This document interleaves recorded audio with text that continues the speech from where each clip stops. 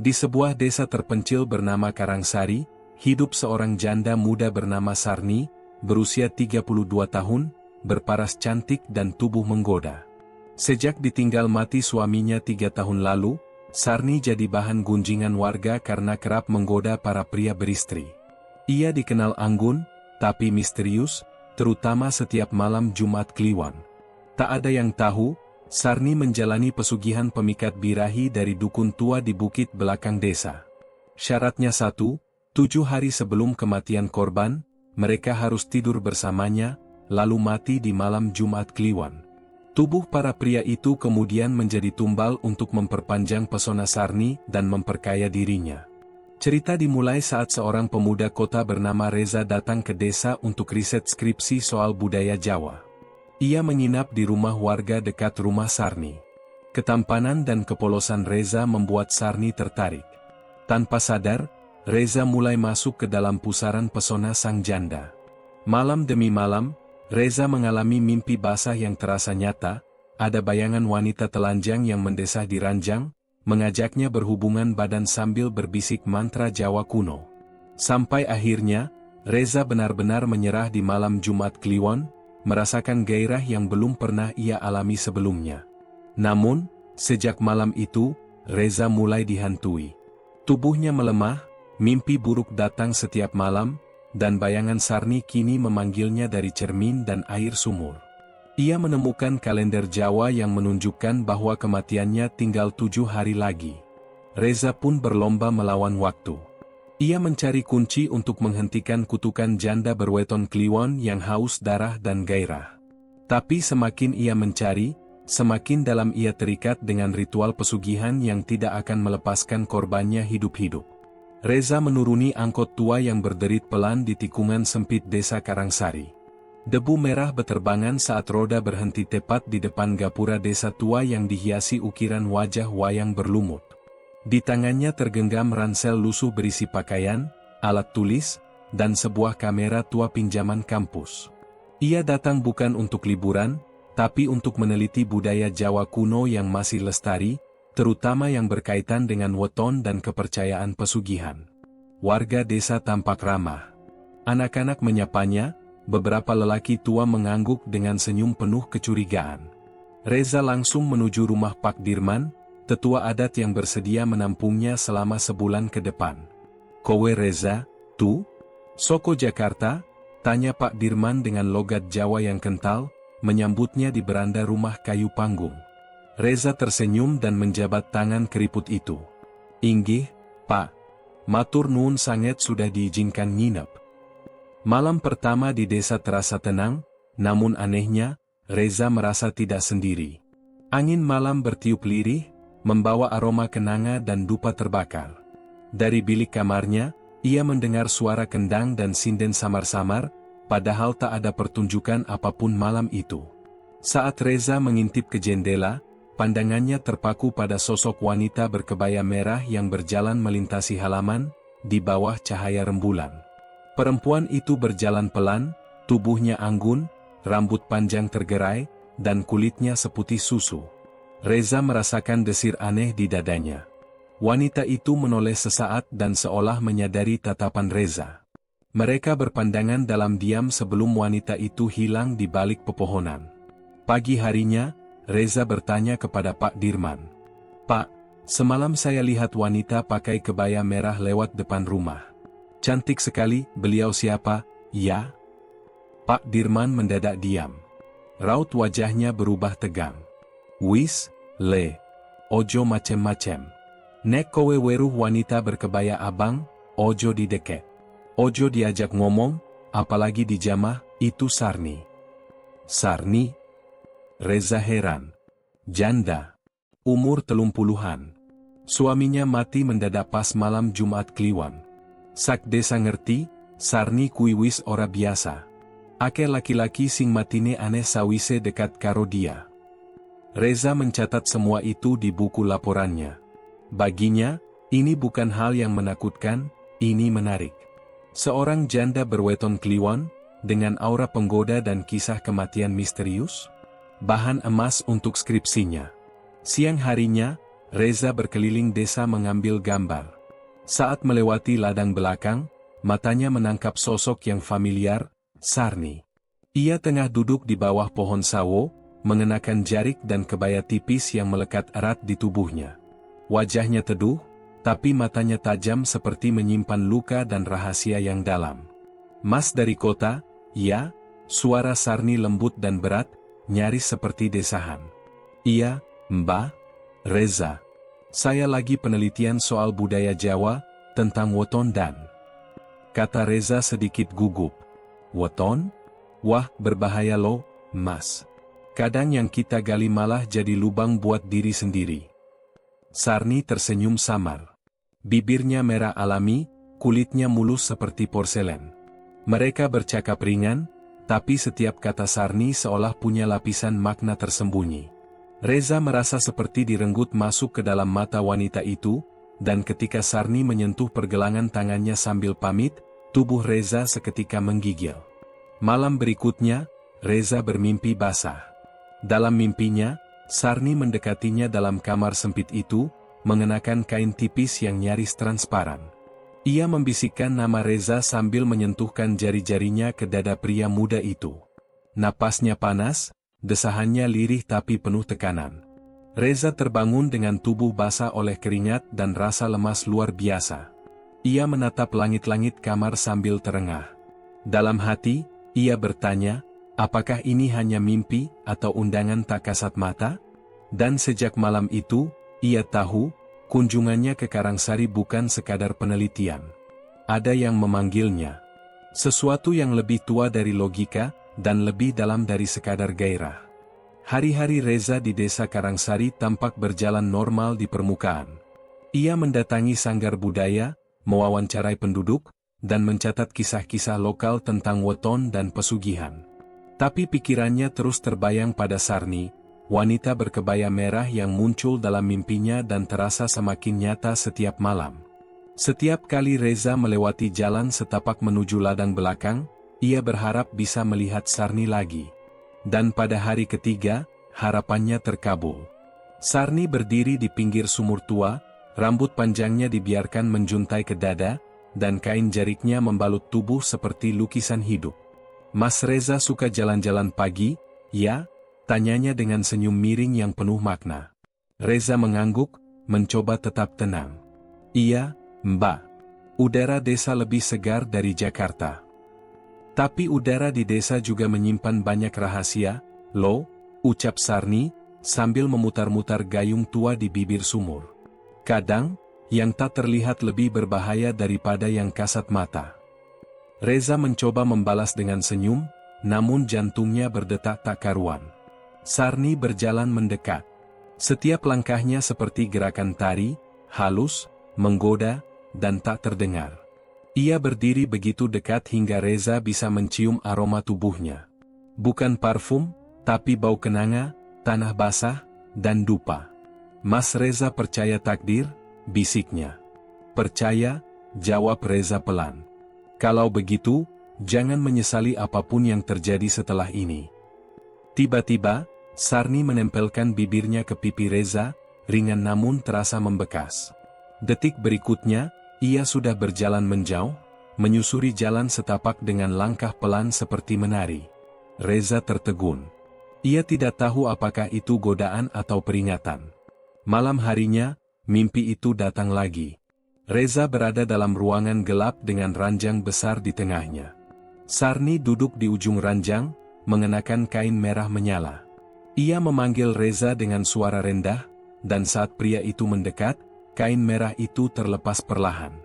Tubuhnya telanjang, namun tak vulgar, lebih seperti patung dewi dari zaman kuno. Mereka bercinta dalam mimpi. Tapi di tengah kenikmatan, Reza melihat bayangan hitam berdiri di pojok ruangan. Sosok tinggi besar dengan mata merah menyala, mengawasi mereka. Sarni tampak tak peduli. Justru saat sosok itu semakin mendekat, Sarni semakin liar dan menggila. Ketika Reza bangun, tubuhnya lemas seperti habis berlari jauh. Celana dalamnya basah, tapi bukan hanya karena mimpi basah biasa. Ia merasa seperti habis disentuh secara nyata. Ada bekas cakar kecil di punggungnya, 5 garis merah tipis seperti di cakar kuku wanita. Pagi harinya, Reza menemui Pak Dirman. Ia ingin memastikan sesuatu, namun tak tahu harus mulai dari mana.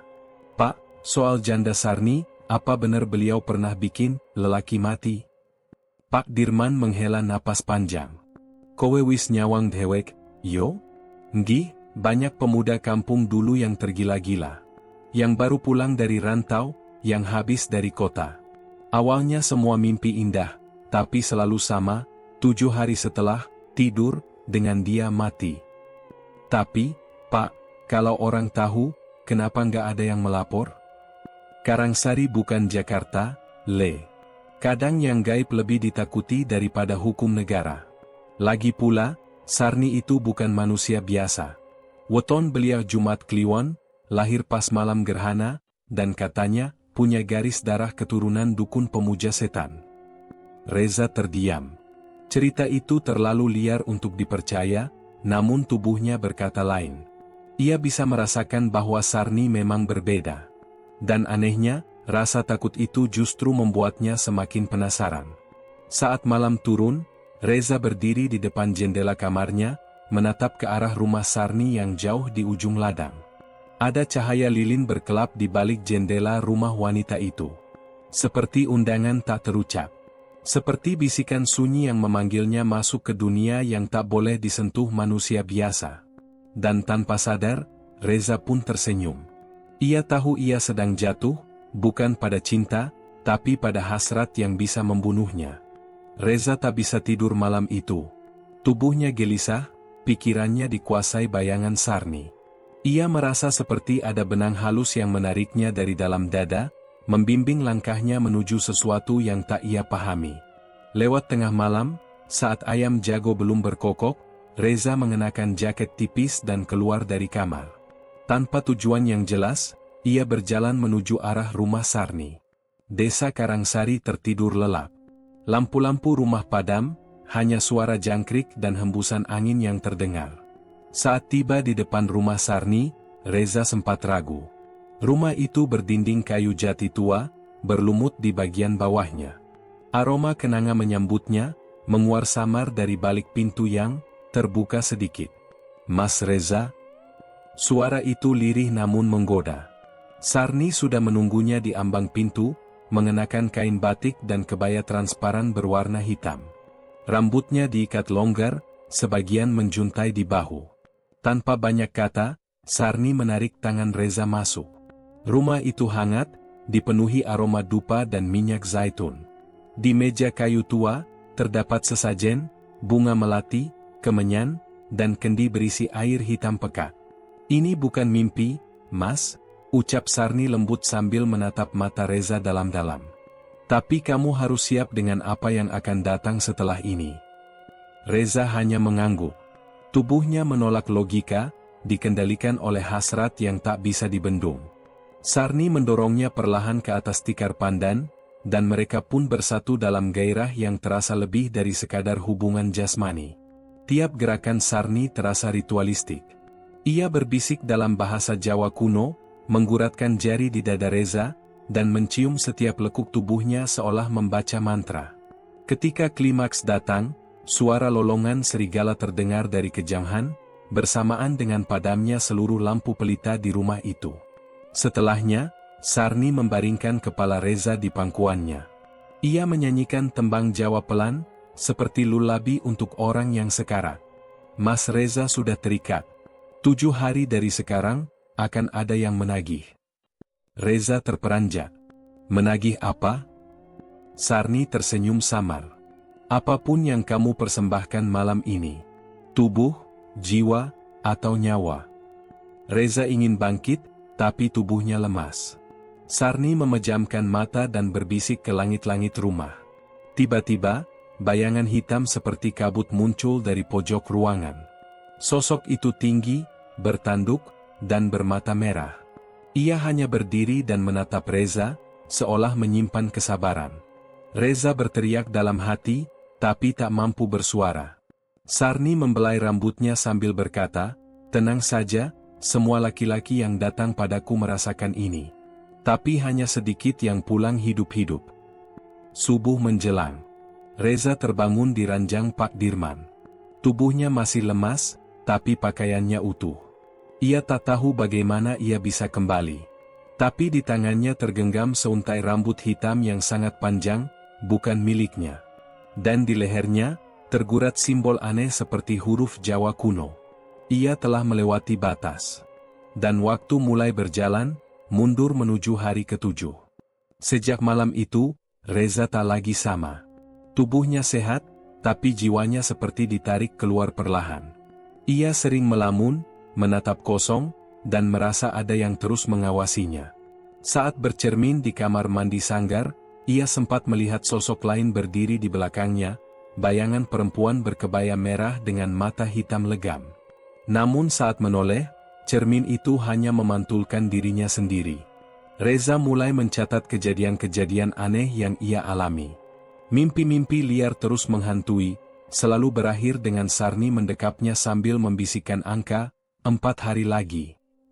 Ia menemui Pak Dirman lagi, namun kali ini sang kepala desa hanya memandangnya dengan tatapan iba.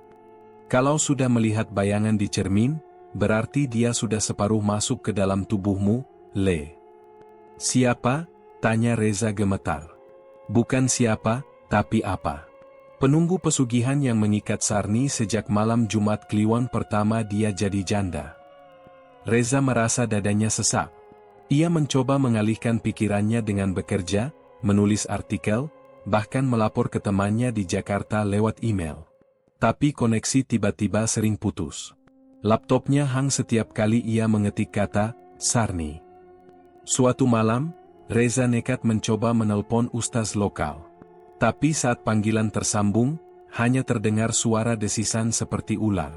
Dan dari balik jendela, Sarni berdiri di bawah pohon Kamboja, menatapnya. Matanya kosong. Tidak seperti biasanya. Reza tahu, ia sedang bermimpi. Tapi semuanya terasa terlalu nyata. Sarni berjalan masuk, tubuhnya mengambang di udara. Kakinya tidak menapak lantai. Saat ia mendekat, wajahnya berubah. Kulitnya menjadi pucat kehijauan, matanya memutih, dan mulutnya mengeluarkan darah hitam. Kamu milikku sekarang, Reza. Bisiknya sambil menjulur lidah panjang menjilat leher Reza. Reza berteriak dan terbangun. Keringat membasahi tubuhnya. Tapi yang paling membuatnya ngeri, lidah itu meninggalkan bekas luka basah seperti terbakar di kulitnya. Hari keempat. Separuh waktunya sudah habis. Dan setiap hari bayangan di cermin itu semakin jelas. Kini bukan hanya Sarni, tapi juga makhluk lain, tinggi, bertanduk, dan selalu berdiri di belakangnya dengan tangan mencengkeram pundak Reza. Ia mencoba meninggalkan desa, tapi mobil sewa yang ia hubungi tak pernah datang. Bahkan Pak Dirman pun menyuruhnya bertahan. Kalau kamu pergi sekarang, dia akan ikut. Tapi kalau kamu selesaikan di sini, mungkin masih ada jalan selamat. Caranya? Pak Dirman menatap Reza dalam-dalam. Temui orang yang pernah lolos dari Sarni. Hanya satu orang yang masih hidup sampai sekarang. Tapi untuk ketemu dia, kamu harus berani masuk ke tempat yang dilarang. Di mana? Di belakang rumah Sarni. Ada sumur tua yang sudah ditutup. Di sanalah arwah-arwah yang gagal dipersembahkan disimpan. Mungkin satu di antaranya bisa bicara, kalau kamu masih waras. Reza tak percaya dengan apa yang ia dengar. Tapi malam itu, ia berdiri di depan rumah Sarni lagi. Dan bayangannya di cermin, sudah tak bergerak bersamaan dengan tubuhnya. Seolah, cermin itu kini milik makhluk lain. Malam kelima datang dengan hawa yang berbeda. Udara mendadak lembab dan dingin meski langit tak menunjukkan tanda hujan. Reza, dengan senter kecil dan jantung yang berdegup tak karuan, berdiri di belakang rumah Sarni. Di sana, di balik semak-semak liar dan batang pisang yang menghitam, terdapat sebuah papan kayu besar menutupi tanah, tempat yang konon menyimpan sumur tua. Dengan susah payah, Reza menyingkirkan papan itu. Bau busuk langsung menyeruak, seperti bangkai hewan yang sudah berhari-hari membusuk. Sumur itu gelap, penuh akar yang menjalar seperti tangan-tangan kurus dari dunia lain. Reza menyalakan senter dan menyorot ke dalam. Kosong. Namun ketika ia memanggil, siapapun yang masih hidup, tunjukkan dirimu, gema suaranya memantul aneh. Lalu muncul suara geraman rendah, disusul desisan pelan, dan tiba-tiba dari dalam sumur terdengar jeritan perempuan. "Tolong aku." Reza tercekat. Suara itu lemah tapi jelas. Ia mendekat, mencoba memfokuskan cahaya. Dari dalam kegelapan, muncul sosok perempuan dengan tubuh compang-camping, wajah pucat, dan mata lebar penuh ketakutan. "Namaku Darmi. Aku korban ke-14. Aku selamat, tapi jiwaku tertinggal." "Bagaimana aku bisa lepas dari Sarni?" teriak Reza. Darmi menatapnya dengan mata kosong. "Kamu sudah menyerahkan tubuhmu. Yang bisa kamu tawarkan kini hanya dua, tukar nyawamu dengan yang lain, atau musnah bersama perjanjiannya." "Perjanjian apa?" "Dia telah mengikatmu dengan darah dan kenikmatan. Makhluk itu, sosok bertanduk, dialah penguasa pesugihan. Kamu akan diambil malam ke-7 saat tubuhmu sepenuhnya lepas dari bayanganmu." Tiba-tiba tanah di sekitar sumur berguncang. Akar-akar bergerak, seperti hidup. Darmi menjerit, "Pergi, sebelum dia datang." Reza terhuyung mundur, menutup kembali papan kayu dengan gemetar. Ia kembali ke sanggar dengan pikiran kalut. Kini ia tahu, bukan hanya Sarni yang berbahaya, tapi makhluk di balik Sarni, lebih mengerikan. Malam itu, Reza menulis surat wasiat. Ia menyimpan seikat rambut hitam dan secarik kertas mantra dari balik kamarnya. Ia tahu, satu-satunya cara bertahan adalah dengan mengikat makhluk itu pada orang lain. Namun siapa yang akan ia korbankan? Bayangan Sarni kembali muncul di cermin. Tapi kali ini, Sarni tersenyum, dan di baliknya, makhluk bertanduk itu tertawa lirih sambil menjilat darah yang menetes dari langit-langit kamar. Waktu terus berjalan. 2 malam tersisa. Pilihan Reza, mengorbankan orang lain, atau mati dijemput iblis. Reza duduk di pojok kamar, tubuhnya gemetar. Cahaya remang dari lampu minyak tak cukup menenangkan pikirannya. 2 hari lagi, itu artinya malam ke-7 tinggal menghitung jam. Ia menatap kertas mantra yang diberikan Darmi dari dalam sumur. Kertas itu basah dan bau tanah, tapi tulisan-tulisan Jawa kuno di atasnya masih terlihat jelas, seakan hidup. "Yang terikat bisa dibebaskan, tapi darah harus dibayar darah," begitu terjemahan bebas yang ia dapatkan. Reza tahu apa maksudnya. Ia harus menggantikan dirinya dengan tubuh lain, korban baru. Tubuh yang masih suci, belum terikat perjanjian dengan iblis pesugihan. Tapi siapa? Pikirannya terpecah. Satu sisi nuraninya menolak. Ia bukan pembunuh. Tapi sisi lain, yang dipenuhi ketakutan dan sisa-sisa kenikmatan malam bersama Sarni, mulai membisikkan satu nama, Windy. Gadis desa yang beberapa kali membawakannya makan siang ke sanggar.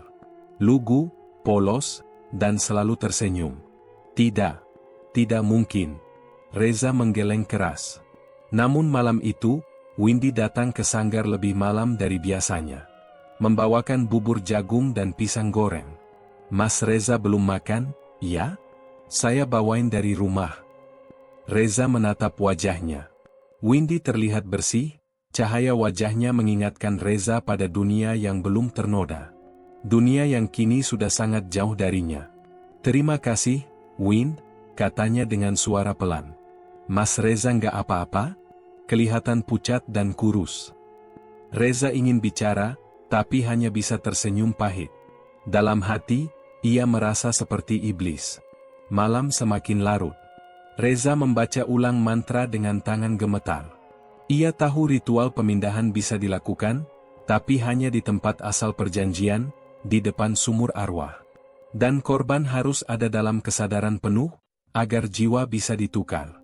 Lalu ia melakukan hal yang membuatnya sendiri jijik, mengajak Windy pergi ke belakang rumah Sarni dengan alasan ingin memperlihatkan sesuatu untuk artikel dokumenternya. "Beneran gak apa-apa, Mas? Lewat kebun gini?" "Iya, cuma sebentar."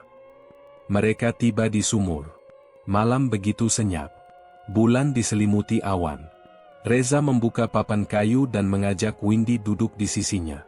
Di tangannya, ia genggam rambut Sarni dan kertas mantra. "Mas Reza?" Windy tampak bingung. Saat itulah Reza membaca mantra keras-keras. Awan mendadak bergerak cepat. Angin menderu. Tanah bergetar. Dari dalam sumur, muncul asap hitam yang berputar membentuk pusaran. Suara-suara jeritan menggema. Dan mata Windy mulai kosong. "Mas, kenapa? Panas sekali." Tapi sebelum proses pemindahan selesai, sesuatu terjadi. Tiba-tiba, suara Sarni terdengar keras dari kegelapan. "Kamu pengecut, Reza." Sarni muncul, tubuhnya melayang, rambutnya mencambuk angin. Di belakangnya, makhluk bertanduk mengaum marah. Ritual terganggu. Windy terlempar menjauh, tubuhnya kejang, lalu pingsan. Reza berdiri gemetar. "Kenapa? Bukankah aku sudah bawa tumbal?" Sarni mendekat. Matanya penuh api. "Tumbal bukan sekadar tubuh, tapi keikhlasan. Kau tak rela. Kau masih menyimpan rasa bersalah. Itu membuat tumbalmu gagal." Makhluk bertanduk meraung dan melemparkan lidah api ke arah Reza. Reza menjerit, tapi tubuhnya tetap utuh. Sarni menahannya. "Kamu masih bisa selamat, kalau kamu rela." Reza terdiam. Menatap Windy yang terbaring. Ia mengingat masa kecilnya, keluarganya, cita-cita menulis buku, semua hal yang ingin ia lakukan. Tapi di sisi lain, bayangan tubuh Sarni, ciumannya, dan bisikan iblis pesugihan terus menghantuinya. Ia mengambil pisau kecil dari tasnya. Tangan gemetar. Ia berjalan ke arah Windy, berlutut di sisinya. Windy membuka mata pelan. "Mas Reza, kenapa?" Air mata Reza jatuh. Lalu ia bangkit, dan membalikkan pisau itu ke arah dirinya sendiri. "Ambil aku. Aku yang harusnya menanggung ini." Pisau ditusukkan ke dada. Darah mengucur. Sarni berteriak. Makhluk bertanduk mengaum keras. Namun sesaat sebelum Reza kehilangan nyawanya, suara lirih terdengar dari sumur. "Jangan, biar aku saja." Darmi. Arwah Darmi muncul dari dalam pusaran, menyeret tubuh Sarni ke dalam kegelapan. Makhluk bertanduk meraung, ditarik bersama mereka ke dalam sumur. Reza pingsan. Dan dunia menjadi gelap. Ia tak tahu apa yang akan ia lihat saat bangun nanti, atau apakah ia masih akan membuka mata lagi. Pagi menjelang dengan hawa ganjil. Matahari tak sepenuhnya menembus langit, seolah malu-malu menampakkan diri. Reza terbangun perlahan, tubuhnya masih terasa lemas dan nyeri. Darah mengering di dadanya, namun anehnya, luka tusukan itu telah tertutup. Tak ada bekas nyata, kecuali rasa perih dan mual yang menusuk sampai ke tulang. Ia terbaring di atas dipan kayu di dalam sanggar. Di sekelilingnya berserakan dedaunan kering, abu dupa, dan bunga-bunga mati. Sesuatu telah berubah. Udara sekitar terasa lebih berat dan dingin. Windy duduk di pojok ruangan. Matanya merah dan sembab. "Mas Reza, kamu sadar juga? Astaga, aku kira kamu sudah." Reza mencoba bangkit. "Sarni, makhluk itu, sumur." Windy mengangguk perlahan. "Aku nggak tahu apa yang terjadi. Aku cuma ingat suara-suara aneh, lalu semuanya gelap. Pas aku bangun, kamu sudah pingsan di tanah. Dan sumurnya, tertutup sendiri. Tanahnya retak, tapi nggak ada bekas apapun." Reza memandangi tangannya. Ia merasa hampa, sekaligus berat. Seperti ada sesuatu dalam tubuhnya yang tak lagi miliknya sendiri. Suara-suara kecil berbisik di telinganya. Bahasa aneh. Dan samar-samar, tawa lirih Sarni. "Dia belum benar-benar pergi," gumam Reza. Hari itu, Reza dan Windy kembali ke rumah warga. Tapi ada yang ganjil. Wajah-wajah mereka kosong. Tak ada yang menyapa. Seolah tak mengenali Reza. Bahkan Pak Lurah, yang biasa ramah, hanya melirik tanpa emosi. Seorang ibu tua bahkan memuntahkan darah begitu melihat Reza berjalan melewati pekarangannya. Mereka takut, kata Windy. Mereka bilang kamu sudah, bukan kamu lagi. Reza terdiam. Ia menatap bayangannya di kaca jendela rumah kosong. Dan ia terkejut, bayangan itu tidak mengikuti gerakannya. Saat ia mengangkat tangan, bayangan tetap diam. Hatinya tercekat. Pertanda malam ketujuh, tubuhnya telah mulai terpisah dari bayangannya sendiri. Di malam hari, Reza tak bisa tidur. Ia terus memikirkan kata-kata Darmi, kamu akan diambil saat bayanganmu meninggalkanmu. Tapi ia selamat. Dan Darmi membawa makhluk itu ke sumur. Jadi mengapa ia masih merasa dikuntit? Menjelang tengah malam, Reza keluar dari rumah Windy. Ia berjalan ke arah sawah. Udara terasa menggigit. Kabut turun dari arah sumur. Tapi sumur itu telah hilang, tertutup reruntuhan dan tanah longsor. Lalu ia melihatnya, sesosok perempuan berdiri di tengah kabut. Sarni. Tapi tubuhnya tak lagi utuh. Separuh wajahnya hancur, rambutnya terbakar, dan dari dadanya menyembul tulang rusuk. Namun mata itu masih sama. Memikat, menggoda, mengikat. Kamu pikir, kamu bisa bebas? Bisiknya. Reza mundur. Kau sudah musnah. Sarni tertawa lirih. Musnah? Tidak. Kau membukakan jalan bagiku. Darmi tak bisa menghancurkan segel pesugihan. Tapi kamu rela berkorban. Dan itu cukup membuka tubuhmu jadi wadah baruku. Reza mencengkeram dadanya. Tiba-tiba, tubuhnya membakar dari dalam. Bayangan Sarni muncul di sekelilingnya, bergerak liar, masuk lewat pori-pori kulit. Aku akan tinggal di sini, bersama kenikmatan yang dulu kau minta. Reza menjerit, tubuhnya terlempar ke sawah. Tanah menggeliat. Suara-suara jeritan jiwa terdengar dari dalam tubuhnya sendiri. Di kejauhan, Windy berlari memanggil namanya. Tapi Reza hanya bisa melihatnya samar, semakin jauh, lalu gelap. Di tubuh Reza, satu mata berubah menjadi merah. Dan senyum Sarni perlahan muncul di wajahnya. Malam ketujuh tinggal sehari lagi. Dan kini, ada dua jiwa dalam satu tubuh. Windy duduk terpaku di tepi ranjang, memandangi Reza yang terbaring tak bergerak. Matanya yang mulai merah, tubuhnya yang gemetar. Sesekali, bibirnya bergerak, namun hanya suara lirih yang keluar. Windy merasa ada sesuatu yang tidak beres, ada sesuatu yang terlepas dari diri Reza, sesuatu yang tak lagi manusiawi. Ketika ia mencoba menyentuh tangan Reza, tubuhnya kaku dan dingin, seolah tak lagi hidup. Setiap kali ia mendekat, sebuah suara bisikan aneh terdengar dari dalam tubuh Reza, sebuah tawa yang familiar. Kenyataan mulai menghantam Windy. Ia tak tahu berapa lama ia bisa menahan ketakutannya. Reza bukanlah Reza lagi. Itu bukanlah tubuh yang ia kenal. Sesuatu yang mengerikan telah mengambil alih. Mengapa kamu masih di sini, Windy? Suara itu keluar dari bibir Reza, namun bukan dengan suaranya yang dulu. Suara itu dalam, serak, dan penuh godaan. Apa yang terjadi pada kamu? Windy bertanya dengan suara gemetar, matanya mulai basah. Reza, atau yang sekarang menempati tubuhnya, mendekatkan wajahnya, matanya kosong, namun di dalamnya terpantul kedalaman kegelapan yang menakutkan. Kamu masih bisa ikut denganku. Kita bisa menikmati apa yang kita inginkan bersama. Tidak ada lagi rasa sakit, tidak ada lagi kesulitan, hanya kenikmatan. Tidak, Reza. Windy menahan air matanya. Ia merasa terperangkap. Kamu sudah hilang. Kamu sudah dimiliki. Kamu bukan lagi dirimu. Tapi aku masih ada, Windy, di sini. Ia menunjuk dadanya, tempat jantungnya seharusnya berada, tapi kini kosong. Hanya ada hawa dingin dan kekosongan.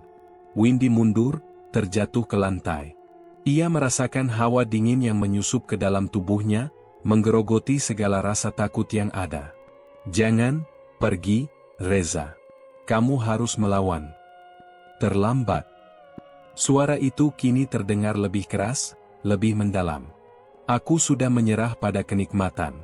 Dan kenikmatan itu menunggu kita, Windy. Kamu akan ikut denganku, seperti yang seharusnya. Kita akan bersama selamanya. Tangan Reza, atau makhluk yang menguasai tubuhnya, menjangkau Windy. Tetapi saat jari-jarinya hampir menyentuh kulitnya, tiba-tiba Windy merasakan sebuah dorongan hebat yang membuatnya terlempar ke belakang. Suara itu menggelegar di dalam kepala Reza, menjerit dan meronta. Dan dalam sekejap, tubuh Windy terdorong dengan kekuatan tak kasat mata ke arah pintu. Ia terguling keluar, tubuhnya terjatuh ke tanah keras, dan saat ia membuka mata, ia melihat sosok yang sangat berbeda. Reza, atau setidaknya apa yang dulu dikenal sebagai Reza, telah berubah total. Matanya tak lagi terlihat manusiawi, bahkan tubuhnya sendiri tergerus, hancur sedikit demi sedikit, seperti tubuh yang dihuni oleh arwah jahat. "Aku sudah tidak bisa kembali," kata suara itu dari dalam tubuh Reza. Windy berusaha bangkit. "Kamu harus melawan. Jangan biarkan dirimu terperangkap." "Terlambat." Suara itu hanya tertawa, seakan merasa kuat dan bebas. "Aku sudah melampaui batas. Kau tidak tahu, Windy, aku sudah mendapatkan apa yang kuinginkan. Dan kau akan ikut denganku dalam kegelapan ini. Kau tak akan bisa melarikan diri." Bumi seakan berguncang. Tanah di bawah mereka bergetar. Di kejauhan, angin menderu kencang, membawa suara-suara aneh yang seakan berasal dari dunia lain. Di mata Windy, semuanya terasa semakin tidak nyata. Reza mengangkat tangannya, yang kini tampak memancarkan cahaya hitam pekat. "Aku akan membawa kegelapan ini ke dunia, Windy. Tidak ada yang bisa menghentikan kita. Aku akan menciptakan dunia baru, dunia yang hanya diisi oleh kenikmatan dan kegelapan." Windy merasakan udara semakin dingin, semakin mencekam. Ia tahu ia harus melawan. Ia harus mengalahkan makhluk ini. Tapi caranya? Apa yang harus ia lakukan? Tanpa diduga, sebuah suara keras terdengar di tengah hutan, di tengah gemuruh angin. "Jangan biarkan dia menang, Windy. Ingat, kamu lebih kuat dari itu." Windy terkejut. Suara itu, suara yang dikenalnya. Darmi. Darmi muncul di hadapan Windy, sosoknya samar-samar seperti bayangan. Namun kali ini, ada ketegasan di dalam matanya. "Darmi?" Windy bergumam, hampir tidak percaya. "Aku bukan Darmi yang dulu," jawab arwah itu. "Aku sudah merasakan penderitaan yang tak terkira. Tapi ada satu cara untuk menghentikan Reza. Kamu harus mengambil kunci dari dalam tubuhnya." "Apa? Kunci apa?" Windy bertanya bingung. "Darah. Darah dari tubuhnya yang sudah terperangkap dalam tubuh yang rusak. Kamu harus mengambilnya. Itu satu-satunya cara untuk menghancurkan pesugihan ini. Jangan biarkan dia membawa dunia ini ke dalam kegelapan." Dengan perasaan campur aduk, Windy melangkah maju, berani menghadapi ketakutan yang menggerogoti tubuhnya. Namun langkahnya terhenti saat Reza, atau makhluk yang menguasainya, mendekat, semakin mendekat. Saat itulah, Windy tahu satu hal, ia tidak bisa mundur. Ini adalah pertarungannya, dan ia harus memenangkan dunia yang telah hilang dalam kegelapan. Malam itu, dimulai dengan teriakan. Teriakan Windy dan teriakan dari dalam tubuh Reza yang semakin hilang kendali. Windy berdiri tegak di tengah hutan yang gelap, dengan suara angin yang berbisik mengelilinginya. Reza, atau apapun yang kini menghuni tubuhnya, semakin mendekat dengan tatapan kosong dan penuh kebencian. Setiap langkah makhluk itu terasa seperti gempa yang menambah berat beban di dada Windy. Sambil berusaha mengatur napas, Windy menggenggam erat batu yang diberikan oleh Darmi, batu hitam yang katanya bisa menembus kegelapan yang menguasai Reza. Windy tahu, ini adalah satu-satunya kesempatan yang ia miliki. Jika gagal, semuanya akan berakhir. Kegelapan akan menguasai dunia. Reza semakin dekat. Windy bisa merasakan hawa dingin yang menyusup ke kulitnya, membuatnya menggigil. Tangan Reza, yang kini bercahaya hitam pekat, terangkat ke atas. Sesuatu yang menakutkan berpendar di udara, menciptakan rasa ngeri yang menggerogoti hati. "Jangan berharap bisa menang, Windy," suara itu bergema, lebih dalam, lebih mengerikan. Aku sudah ada di sini sejak lama. Kamu tidak bisa melawan apa yang telah ada di dalam diriku. Tidak, Windy menjawab dengan suara tegas, meski hatinya berdebar kencang. Aku tidak akan menyerah. Kamu masih bisa diselamatkan. Ini bukan kamu, Reza. Reza tertawa, namun tawa itu lebih seperti raungan angin yang berputar liar. Kamu masih mempercayai itu? Kamu tahu, Windy, semakin lama aku berada di sini, semakin aku merasa bebas. Bebas dari semua rasa sakit. Bebas dari segalanya.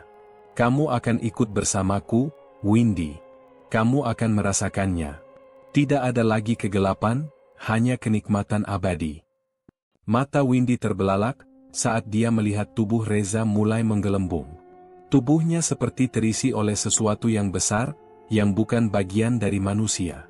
Perubahan fisiknya semakin tak terkendali. Windy bisa merasakan udara menjadi lebih berat, lebih padat, seolah dunia itu sendiri mengalahkan hukum alam. Namun, di dalam ketakutannya, ada kekuatan yang mulai mengalir dalam dirinya. Ia ingat kata-kata Darmi. Darah. Darah dari tubuhnya yang terperangkap.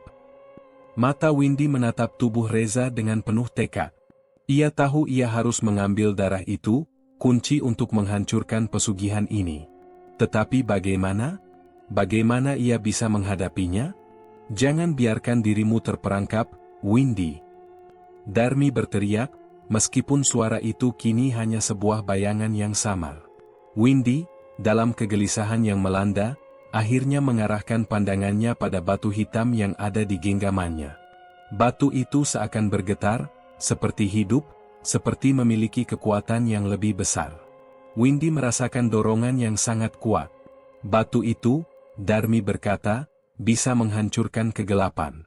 Reza semakin dekat, matanya terbakar dengan api kebencian. Windy tahu waktunya semakin sempit.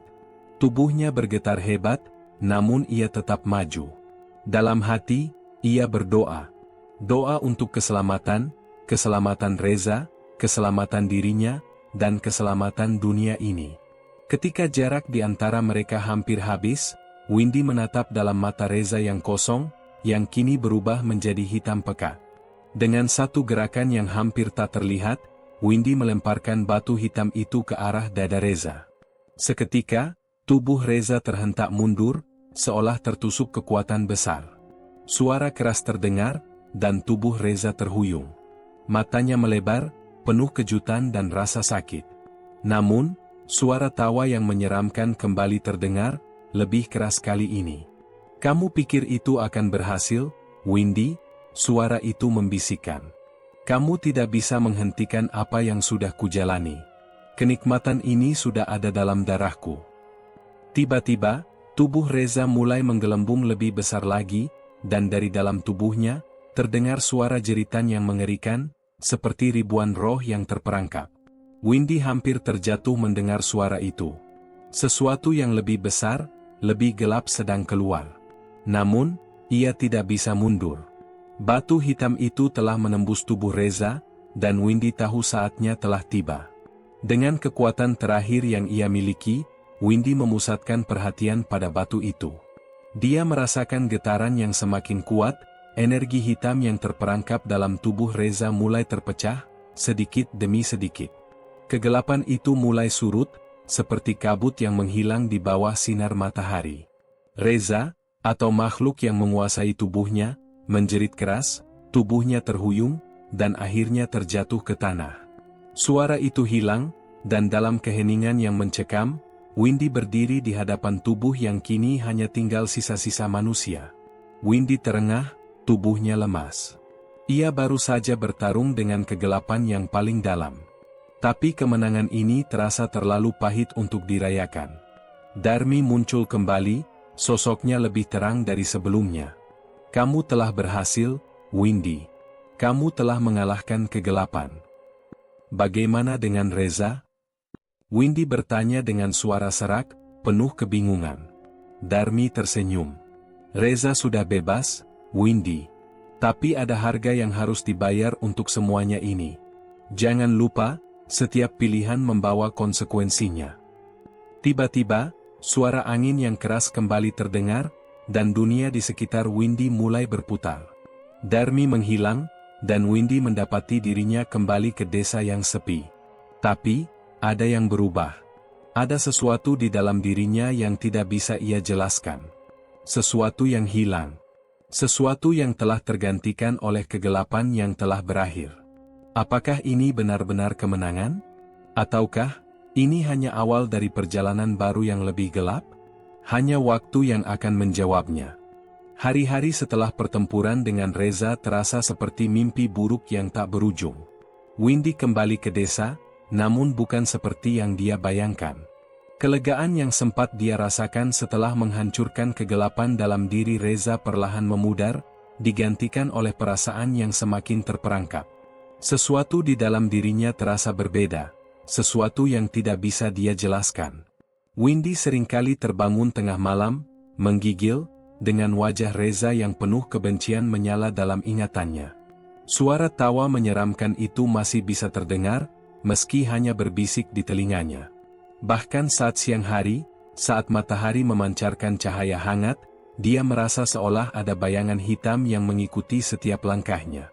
Beberapa kali, dia mencoba mendekati orang-orang di desa, berbicara, dan mencoba untuk melupakan semua yang telah terjadi. Namun, mereka semua tampaknya menjauh, seolah bisa merasakan sesuatu yang aneh pada dirinya. Sebuah aura yang gelap, sebuah kehadiran yang tak bisa disembunyikan. Suatu malam, saat Windy berjalan sendirian di jalan setapak menuju rumahnya, dia mendengar suara langkah kaki. Perlahan, dia berhenti dan menoleh ke belakang. Tak ada siapa-siapa. Hanya angin malam yang meniup daun-daun kering di sepanjang jalan. Namun, saat dia berbalik dan melangkah lebih jauh, langkah itu kembali terdengar. Dingin di tengkuknya mulai merayap. "Siapa di sana?" Windy berteriak, suaranya bergema di malam sunyi. Tiba-tiba, bayangan besar muncul di hadapannya, sosok yang familiar. Windy membeku, tubuhnya menegang. Di hadapannya, berdiri Reza, atau lebih tepatnya, sesuatu yang pernah ada dalam tubuhnya. Sosok itu masih mengenakan pakaian yang sama seperti sebelumnya, namun kini wajahnya hancur, seolah tubuhnya tidak sepenuhnya manusia lagi. "Tidak mungkin," Windy berbisik, gemetar. "Kau masih hidup." Reza, atau makhluk yang sekarang menempati tubuhnya, tersenyum lebar. Senyuman itu penuh dengan kebencian dan keserakahan. "Kamu pikir kamu sudah menghancurkanku, Windy?" Suara itu terdengar lebih dalam, lebih mengerikan. "Kamu tidak pernah benar-benar mengalahkanku. Kegelapan itu sudah masuk ke dalam darahmu, mengalir melalui tubuhmu." Windy mundur beberapa langkah, merasa terjepit oleh kata-kata itu. Rasa takut yang luar biasa menguasainya. "Tidak. Aku sudah mengalahkanmu. Ini sudah selesai." "Tentu saja kamu pikir begitu," jawab Reza, suaranya penuh ejekan. "Kamu mungkin telah membebaskan diriku dari pesugihan, tapi kamu tidak tahu, kegelapan itu menginginkan lebih. Itu menginginkan dirimu." Windy merasakan tubuhnya bergetar. Sesuatu yang sangat gelap dan kuat sedang menguasai dirinya, meskipun dia berusaha sekuat tenaga untuk menolaknya. Itu bukan hanya dalam pikirannya, tetapi juga dalam darahnya. Semakin lama, kegelapan itu semakin terasa kuat, semakin nyata. Tangan Windy gemetar, dan tanpa sadar dia merasakan hasrat untuk membebaskan dirinya dari rasa sakit ini dengan cara yang kelam. Tiba-tiba, bayangan Darmi muncul di sampingnya. "Windy, jangan biarkan dirimu terperangkap lagi. Kamu sudah hampir selamat." Namun, kata-kata itu terasa semakin jauh. Dalam kegelapan yang menguasainya, Windy tidak bisa lagi membedakan antara kenyataan dan ilusi. Perasaan itu memuncak, dia ingin lari, ingin melarikan diri dari segalanya, tapi di sisi lain, ada perasaan bahwa inilah takdir yang harus dia jalani. Tak ada jalan keluar. Reza mendekat, tangan hitam pekatnya meraih wajah Windy. "Kamu akan bersamaku, Windy. Selamanya." Dengan tangan yang lemah, Windy menggenggam batu hitam itu sekali lagi, mencoba memfokuskan pikirannya. Batu itu memancarkan energi yang aneh, seperti dorongan kuat yang mengalir ke dalam dirinya. Windy merasakan kekuatan itu berputar, tetapi kali ini terasa berbeda. Itu bukan lagi kekuatan untuk mengalahkan kegelapan, tetapi untuk menguasainya. Matanya melirik ke batu itu dengan tatapan kosong. Aku tidak bisa melarikan diri. Kegelapan yang mengalir dalam dirinya kini menjadi satu dengan dirinya. Batu hitam itu tidak lagi memberikan harapan, hanya kenyataan pahit bahwa ia telah menjadi bagian dari apa yang dulu ia lawan. Dengan satu gerakan cepat, Windy menatap Reza dengan senyum penuh kebencian. "Selamat datang di dunia yang lebih gelap," katanya, suaranya sekarang dipenuhi dengan keputusasaan dan hasrat gelap yang baru. Reza, yang kini terperangkap dalam tubuh yang bukan lagi miliknya, hanya bisa mengerang. Sosok Windy, yang dulu begitu rapuh dan penuh kebaikan, kini berubah menjadi sesuatu yang lebih mengerikan, sebuah makhluk yang siap meresap ke dalam kegelapan tanpa akhir. Dan di tengah hutan yang sunyi, di bawah cahaya rembulan yang pudar, mereka berdua berdiri, diikat oleh takdir yang tak terelakkan. Kebebasan yang Windy rasakan hanyalah ilusi, sebuah perangkap yang lebih besar dari pesugihan itu sendiri. Semuanya sudah berakhir, untuk mereka, dan untuk dunia yang telah mereka tinggalkan. Kegelapan itu kini menjadi milik mereka selamanya. Tamat.